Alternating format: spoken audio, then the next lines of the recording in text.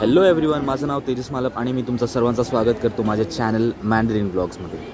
तुम्ही आता बघू शकता की आता मी आहे ठाणा स्टेशनला आणि आता आम्ही चाललो आहे संगमेश्वरला शिमग्यासाठी नेत्रावती एक्सप्रेसनी आणि 12:02 झालेले आहेत। एक्झॅक्टली टायमावर ट्रेन आलेली आहे आणि तुम्हाला माहिती आहे की आम्ही ऑलरेडी संगमेश्वरला जाऊन आलो आहे घराच्या पूजेसाठी आणि जाऊन येऊन लगेच परत आम्ही चाललो आहे शिमग्यासाठी गावाला। ट्रेनच्या आतमध्ये आम्ही आलेलो आहे आणि मी, पप्पा, मम्मी, ताई, नानू आणि दीपेशची फॅमिली आम्ही सगळे ट्रॅव्हल करतो आज। तर ते लोक दुसऱ्या बोगीमध्ये आहेत आणि ट्रेनचा प्रवास सुरू झालेला आहे। तर साईड बर्थमध्ये सध्या कोण बसलेला नव्हतं म्हणून मी साईड बर्थमध्ये बसलो आहे, कारण साईड बर्थमध्ये बसण्याचा मजाच वेगळी आहे। नेत्रावती एक्सप्रेस 16345 बेसिकली लोकमान्य टिळक टर्मिनल्सवरून सुटते आणि ती डायरेक्ट जाते त्रिवेंद्रम सेंट्रलला आणि सकाळी 11:15 वाजता ही LTT वरून सुटते आणि दुसऱ्या दिवशी ही तुम्हाला त्रिवेंद्रम 6:20 जी 7 वाजेपर्यंत पण पोहोचते ट्रेन।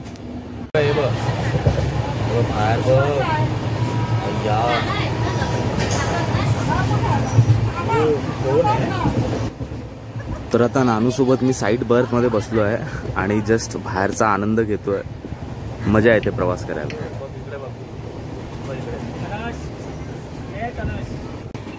जरी ही ट्रेन दुसऱ्या दिवशी त्रिवेंद्रम सेंट्रलला पोहोचणार असेल तरी पण आमचा प्रवास काय जास्तीत जास्त 6 तासाचा असणार आहे, कारण आमची ट्रेन संगमेश्वरला 5:30 पर्यंत पोहोचेल आणि आता पनवेल स्टेशन येईल काही वेळातच।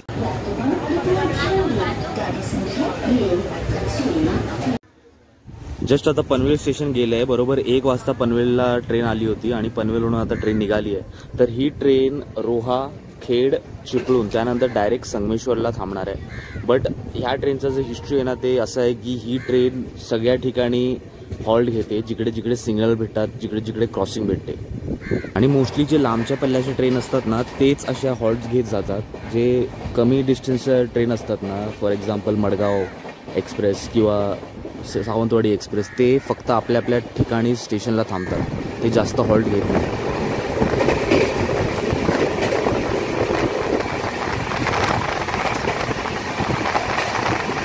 ट्रेननी सध्या आपली फुल स्पीड पकडलेली आहे आणि मी पण अप्पर बर्थमध्ये येऊन झोपलेलो आहे, कारण सकाळी लवकर उठलो होतो।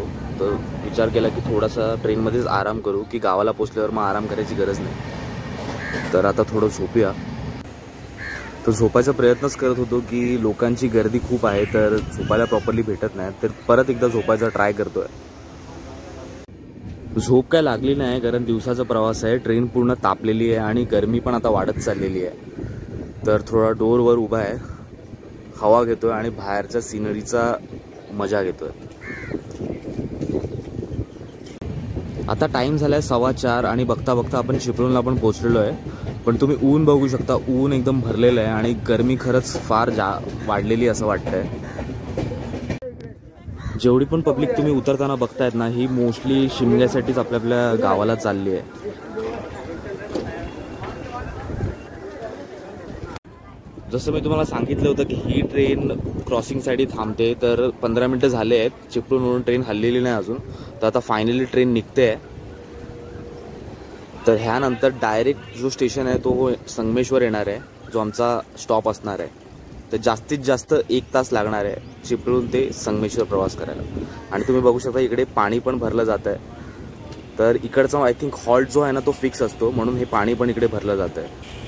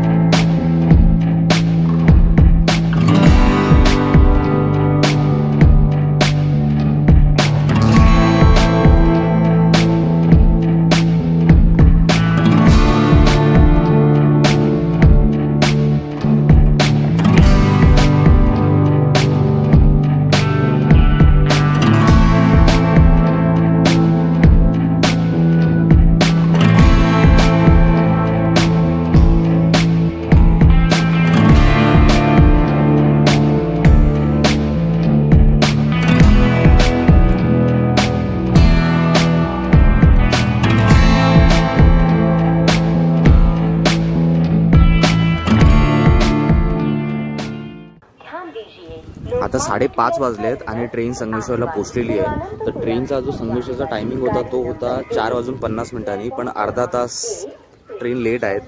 तरी पण काही हरकत नाही, आपला प्रवास एकदम चांगला झालेला आहे. आणि तुम्ही इकडे ट्रेनचे टायमिंग्स पण बघू शकता, अप आणि डाऊन दोन्ही पण तुम्हाला इकडे ट्रेनचे टायमिंग, जे ट्रेन संगमेश्वरला थांबतात त्याची डिटेल्स तुम्हाला इथे दिसेल. आणि आता आम्ही तिकीट काउंटरवर बसलेलो आहे. तर दीपेश बाहेर रिक्षा बघायला गेला आहे. तर 2 रिक्षा लागतील आम्हाला दोघा फॅमिलींना जायला. तर रिक्षा पण आलेली आहे. तर मी, ताई, मम्मी, पप्पा आम्ही एक रिक्षामध्ये जाणार आहे आणि दीपेशची मम्मी, दीपेशची बायको आणि दीपेशची सासू ही दुसऱ्या रिक्षामध्ये लोक मागून येत आहेत. तर इथून मॅक्सिमम एक 10 ते 15 मिनटं लागतील आम्हाला आमच्या घरी पोचायला.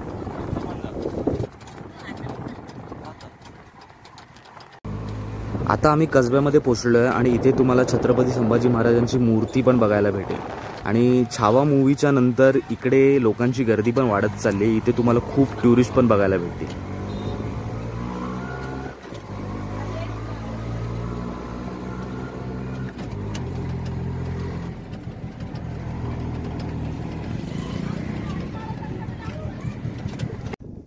पावणे 6 वाजलेत आणि आता आम्ही आमच्या वाडीमध्ये म्हणजे आमच्या घरात पोहोचलेलो आहे, मालमवाडीमध्ये. आणि तुम्ही बघू शकता की ऊन आहे ना ते अजून भरलेलं आहे, कारण आता आहे ना दिवस मोठा आहे आणि रात्र छोटी आहे. म्हणजे तुम्ही बघू शकता की काळोख आहे ना तो 7च्या नंतरच व्हायला सुरुवात होते. तर आता मी घरी आलेलो आहे आणि फ्रेश पण झालेलो आहे. तर थोडा वेळ वेट करतोय, कारण दीपेश लोकांची रिक्षा अजून आली नाही, कारण ते लोक फणसवण्यामध्ये सामान घेत आहेत रात्रीच्या जेवणासाठी. तर त्याचा वेटच करतोय.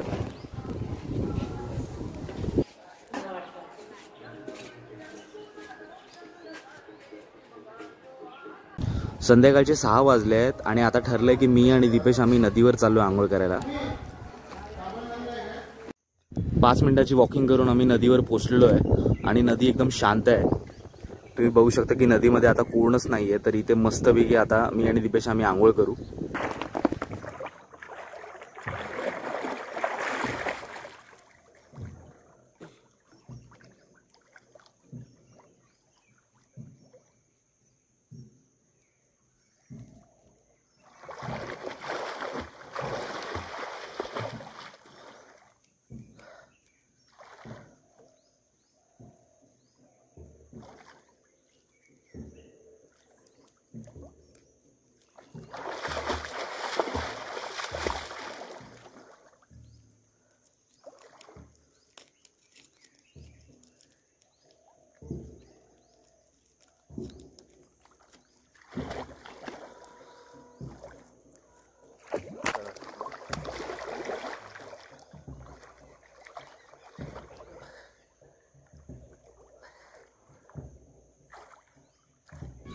लास्ट ब्लॉगमध्ये तुम्ही आमच्या नदीचा व्हिडिओ बघितलाच असेल. तर तेव्हा जेव्हा आम्ही परत मुंबईला येत होतो ना तर खरंच ही नदी जाम मिस करत होतो.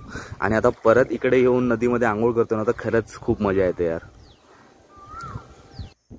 तर गावामध्ये पण पाण्याचा प्रॉब्लेम आहे की रोज पाणी येत नाही, एक दिवस सोडून एक दिवस पाणी येतं, म्हणून घरी पाणी नाही आहे. तर आम्ही इकडेच आंघोळ करतो. दीपेशने साबण पण आणलेलं आहे. तर इथेच आम्ही आंघोळ करू आता. तर घरी जाऊन आंघोळ करायची गरज नाही. त्यासाठीच बघू काय करायचं आहे ते. पण काय आपण बोलायची, पाण्याची एक्सरसाइज ना एक नंबर आहे, जी आपल्याला नाही भेटत तिकडे करायला. बॉम्बेला पूलमध्ये काय जाणार, पूलमध्ये नाही मिळालं.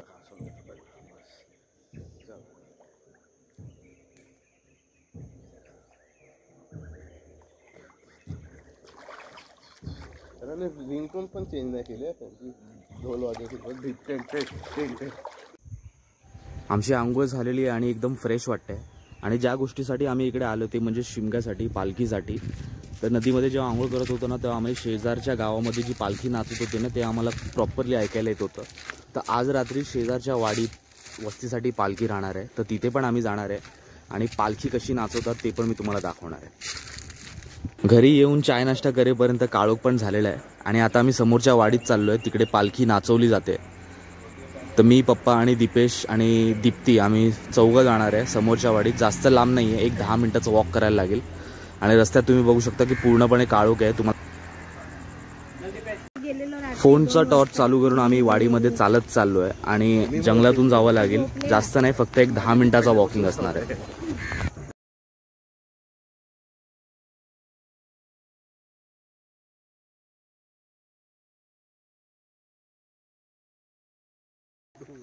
रोडवर तर बिलकुल लाईट नव्हती, पण शिमग्यामुळे या छोट्याशा वाटेवर सगळीकडे लाईट लावलेली आहे, जी की सर्वात चांगली गोष्ट आहे. कारण जाताना येताना एकदम सेफ वाटेल, काहीही प्रॉब्लेम नाही वाटणार.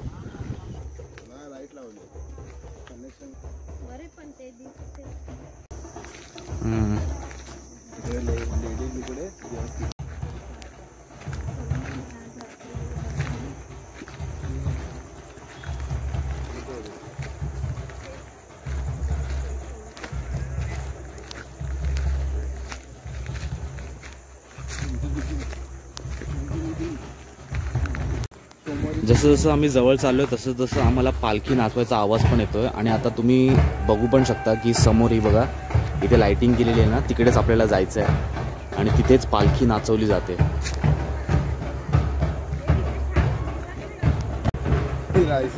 काय काय काय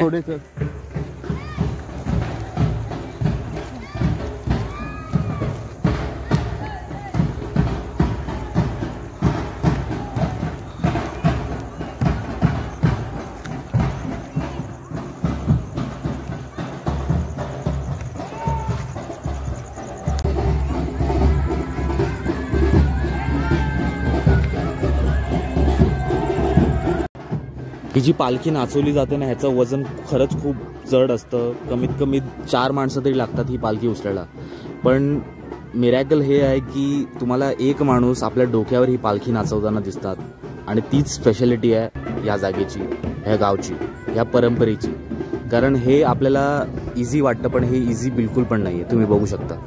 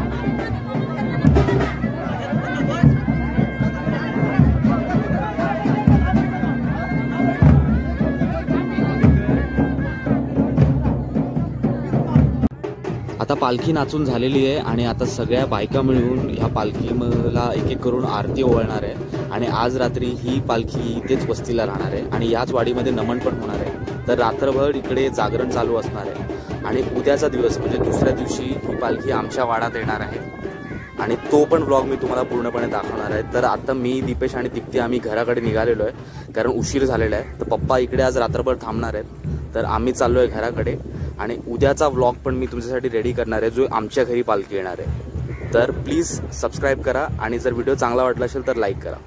थँक्स फॉर वॉचिंग.